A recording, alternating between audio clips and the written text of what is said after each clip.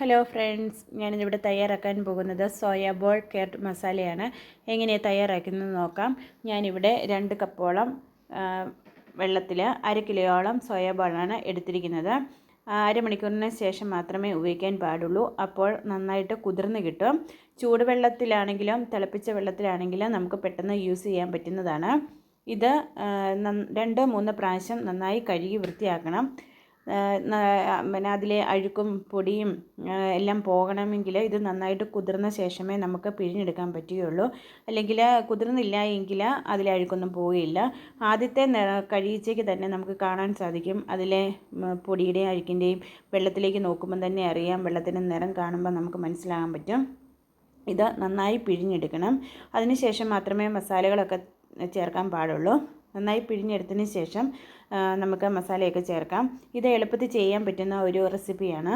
ഇത് രാവിലെ ബ്രേക്ക്ഫാസ്റ്റിൻ്റെ കൂടെ കഴിക്കാൻ പറ്റിയതാണ്. ചപ്പാത്തിയുടെ കൂടെ ആണെങ്കിൽ ഏറ്റവും നല്ലതാണ്. ഇത് നന്നായി പിഴിഞ്ഞെടുത്തതിന് ശേഷം ഇതിലേക്ക് ശകലം മഞ്ഞൾപ്പൊടിയും ആവശ്യത്തിന് ഉപ്പും ചേർത്ത് ഇളക്കിയെടുക്കുക. വേറെ ഇപ്പം മസാലകളൊന്നും ചേർക്കണ്ട, ഇത്രയും മാത്രം മതി. ഇത് 5 മിനിറ്റ് കഴിഞ്ഞതിന് ശേഷം മാത്രമേ ഉപയോഗിക്കാവുള്ളൂ. അപ്പോഴേക്കും അതിലെ ഉപ്പും മഞ്ഞളും ഒക്കെ അതിലേക്ക് പിടിച്ചു വരും. അതിന് ശേഷം ചൂടായ ചട്ടിയിലേക്ക് എണ്ണ ഒഴിക്കുക. അതിലേക്ക് സോയാബോൾ ഇട്ട് കൊടുക്കുക. എണ്ണ നന്നായി ചൂടായതിന് ശേഷം മാത്രമേ സോയാബോൾ ഇട്ട് കൊടുക്കാൻ പാടുള്ളൂ. അത് നന്നായി ഇളക്കി കൊടുക്കുക. ഇളക്കി കൊടുത്തതിന് ശേഷം അത് എണ്ണയ്ക്കകത്ത് തന്നെ ഇട്ട് കൊടുക്കുക. അത് ഒരു ബ്രൗൺ കളറായതിന് ശേഷം മാത്രമേ വാങ്ങി വെക്കാവുള്ളൂ. അപ്പോഴേക്കും ഇത് കുറച്ച് വെന്തിരിക്കും. ഇപ്പോൾ ബ്രൗൺ കളറായിട്ടുണ്ട്. ഞാനത് വാങ്ങി വെച്ചിട്ടുണ്ട്. അതിലേക്കാണ് ഇനി മസാലകൾ ചേർക്കേണ്ടത്. അതിലേക്ക് ഞാൻ ഒരു 1.5 സ്പൂൺ മുളക് പൊടി എടുത്തിട്ടുണ്ട്. ആവശ്യത്തിന് ചേർക്കാവുന്നതാണ്. നമ്മൾ മസാലകളെല്ലാം ചേർത്തിട്ട് പിന്നെയും ആവശ്യമാണെങ്കിൽ മാത്രം പിന്നീട് യൂസ് ചെയ്യാം. അതിലേക്ക് ഞാൻ 1 സ്പൂൺ മല്ലിപ്പൊടി എടുത്തിട്ടുണ്ട്.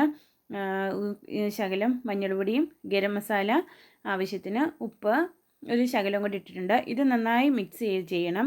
അതിലേക്ക് ഞാൻ കുറച്ച് തൈര് യൂസ് ചെയ്തിട്ടുണ്ട്.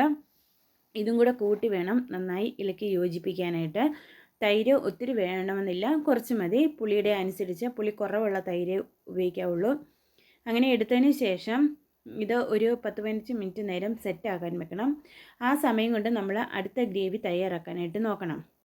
ഇത് നമ്മൾ കൈകൊണ്ട് തന്നെ നന്നായി ഇളക്കി യോജിപ്പിക്കണം. എന്നാലേ ഈ തൈരും മസാലകളെല്ലാം കൂടെ അതിൽ പിടിച്ചിരിക്കുകയുള്ളൂ. നന്നായി ഇളക്കി കൊടുക്കുക. ഒരു 10-15 മിനിറ്റ് അത് സെറ്റാകാനായിട്ട് വെക്കണം. അപ്പോഴേക്കും നമുക്ക് അടുത്ത ഗ്രേവി തയ്യാറാക്കാം. സവാള ഒരു വലിപ്പമുള്ള സവാളയാണ് എടുത്തിരിക്കുന്നത്. ചെറുതാണെങ്കിൽ ഒരു 2 എണ്ണം മതി. ഞാൻ വലിപ്പമുള്ളതായതുകൊണ്ട് ഒരു സവാളയും 2-3 പച്ചമുളക്, ഇഞ്ചി, വെളുത്തുള്ളി എന്നിവ എടുത്തിട്ടുണ്ട്. ചെറിയൊരു തക്കാളിക്ക എടുത്തിട്ടുണ്ട്. തക്കാളിക്ക നിർബന്ധമില്ല, തൈര് ഒഴിക്കുന്നതുകൊണ്ട് വലിയ നിർബന്ധമില്ല, ഞാൻ എടുത്തതേ ഉള്ളൂ. ഇത് ചൂടായ എണ്ണയിലേക്ക് പച്ചമണം മാറുന്നത് വരെ ഇളക്കി കൊടുക്കുക. നന്നായി വഴറ്റിയെടുക്കണമെന്നില്ല.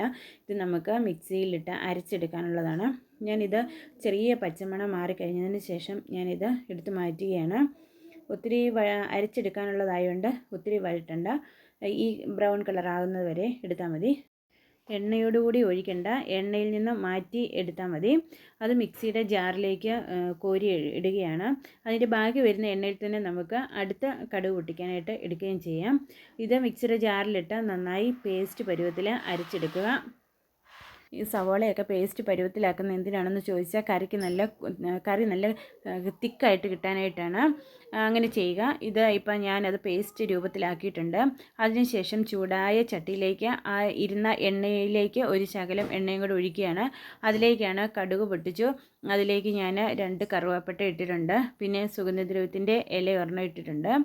അതിലേക്ക് ഈ അരപ്പ് ചേർക്കുകയാണ്. അതിന് മുകളിലേക്കാണ് ഈ സോയാബോളിലെ മസാലയെല്ലാം ചേർത്ത് വെച്ചിരിക്കുന്ന ഈ സോയാബോളും അതിലേക്ക് ഇടുകയാണ്. പിന്നെ അതിൻ്റെ അരപ്പുകളെല്ലാം കഴുകിയ വെള്ളം അതിലേക്ക് ഒഴിക്കുന്നുണ്ട്. ഇത് നന്നായി ഇളക്കി യോജിപ്പിച്ചതിന് ശേഷം 5-10 മിനിറ്റൂടെ അടുപ്പിൽ ഇരുന്ന് കഴിയുമ്പോഴേക്കും അത് നന്നായിട്ട് വെന്ത് കിട്ടും. ഇത് നല്ലൊരു റെസിപ്പിയാണ്. നല്ല ഒരു ചെറിയ മധുരവും പുളിയും ഒക്കെയുള്ള നല്ലൊരു എരിവും ഒക്കെയുള്ള നല്ലൊരു റെസിപ്പിയാണ്. എല്ലാവരും ട്രൈ ചെയ്ത് നോക്കണം. ഇത് ഒത്തിരി ചാറായിട്ട് എടുക്കുന്നതിനേക്കാളും നല്ലത് പെരണ്ടിരിക്കുന്നതാണ് നല്ലത്. ഇത് ചപ്പാത്തിയുടെ ഒക്കെ കൂടെ കഴിക്കാൻ ഏറ്റവും നല്ലതാണ് ഈ റെസിപ്പി. എല്ലാവരും ട്രൈ ചെയ്ത് നോക്കുക. നാളെ മറ്റൊരു റെസിപ്പിയുമായി വീണ്ടും കാണാം. എല്ലാവരും സബ്സ്ക്രൈബ് ചെയ്യാൻ മറക്കല്ലേ. ബൈ.